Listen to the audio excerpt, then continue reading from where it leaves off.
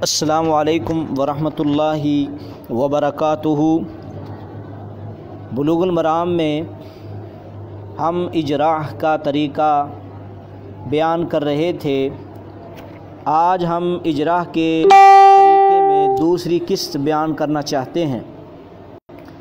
तो हम बात कर रहे थे कि हम लफ़्ज़ को देखेंगे कि वो लफ़्ज़ मुफ़रद है कि मुरक्कब है। फिर हमने जब देखा कि वो लफ़्ज़ मुफ़रद है, उसके बाद मुफ़रद की तीन किस्में होती हैं। मुफ़रद को कलमा भी कहते हैं और कलमा की होती हैं तीन किस्में। मुफ़रद को कलमा भी कहते हैं और कलमा की होती हैं तीन किस्में। नंबर एक इसम, नंबर दो फ़ेल, नंबर तीन हरफ। तो जब हमको पता चल गया कि एक लफ़्ज़ वो इसम है, जैसे कि मिसाल के तौर पे सूरत यानी कि बुलूगुल मराम का इब्तदाई देख लें, अलहम्दु। हमने देखा कि ये लफ़्ज़ जो है ये इसम है। कैसे पता चला? या तो हमने तारीफ़ के ज़रिए पहचाना कि ये इसम है, जैसे कि इसम उस कलमे को कहते हैं जो अपने माने पर ख़ुद दलालत करे और तीनों ज़मानों में से कोई ज़माना भी ना पाया जाता हो, जैसे ज़ईदुन, इल्मुन और आलिमुन वगैरह। ज़ैद जो है ये अपने माने पर दलालत भी कर रहा है और इसमें कोई ज़माना नहीं पाया जा रहा। इल्मुन भी अपने माने पर दलालत कर रहा है, इसमें भी कोई ज़माना नहीं पाया जा रहा। और आलिमुन ये भी अपने माने पर ख़ुद दलालत कर रहा है, इसमें भी कोई ज़माना नहीं पाया जा रहा। एक तो ये यानी कि तरीक़ाकार था पहचानने का तारीफ़ के ज़रिए, और दूसरा तरीक़ा था कि अलामात के ज़रिए पहचाना जाए। तो हमने ज़ईदुन पे देखा कि इस पे तनवीन आई है और तनवीन जो है ये इसम की अलामत है। तो अब हमें पता चल गया ये इसम है। तो अब अगर इसम है तो इजरा में क्या तरीक़ा इख्तियार करना चाहिए? इसम है तो इजराह में क्या तरीक़ा इख्तियार करना चाहिए? फिर हमको देखना होगा, अगर इसम है तो इसम की आगे फिर तीन किस्में होती हैं। नंबर एक जामद, नंबर दो मस्दर और नंबर तीन मुश्तक। नंबर एक जामद, नंबर दो मस्दर और नंबर तीन मुश्तक।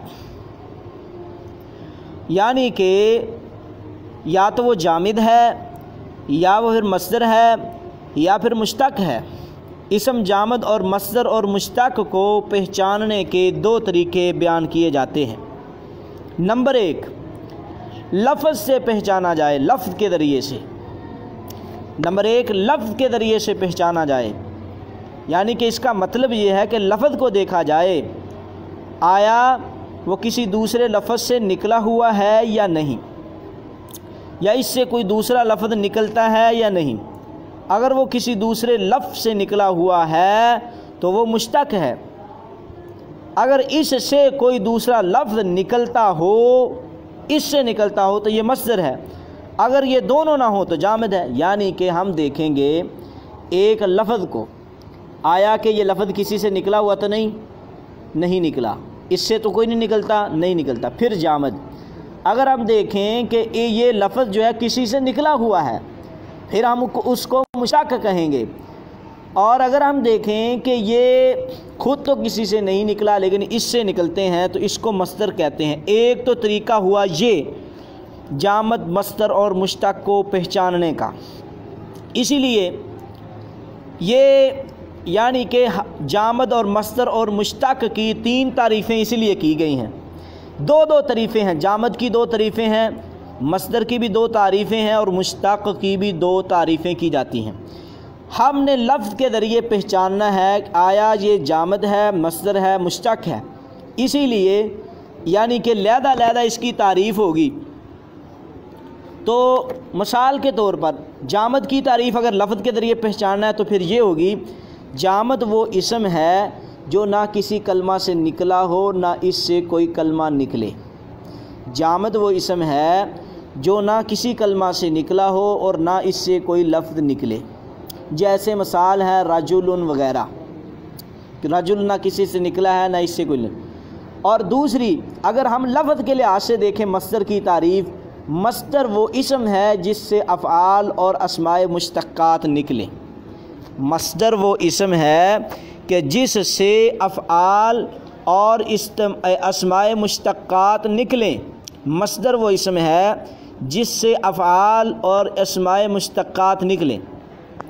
और अब हमने देखना है कि इससे कोई अफ़आल और अस्माए मुश्तक्कात तो नहीं निकलते। फिर नंबर 3, मुश्तक वो इसम है जो मस्दर से बना हो। तो लफ्ज़ के लिहाज से हमने देखना है आया इससे कोई लफ्ज़ निकला है या नहीं। अगर ना निकला हो या ना ये किसी से निकला तो जामिद, अगर इससे निकले तो मस्दर, अगर वो किसी से वो जो लफ्ज़ है वो किसी से निकला हुआ हो, मस्दर से बना हुआ हो तो वो मुश्तक होगा। इसे पहचानने का ज़रिया जैसे इल्मुन है, जैसे रजुलन वगैरह है। हाँ, जैसे रजुलन वगैरह है। दोबारा फिर सुन लें, लफ्ज़ के ज़रिए से यानी कि इसम जामद और मस्दर और मुश्तक को या तो लफ्ज़ों के ज़रिए से पहचाना जाएगा।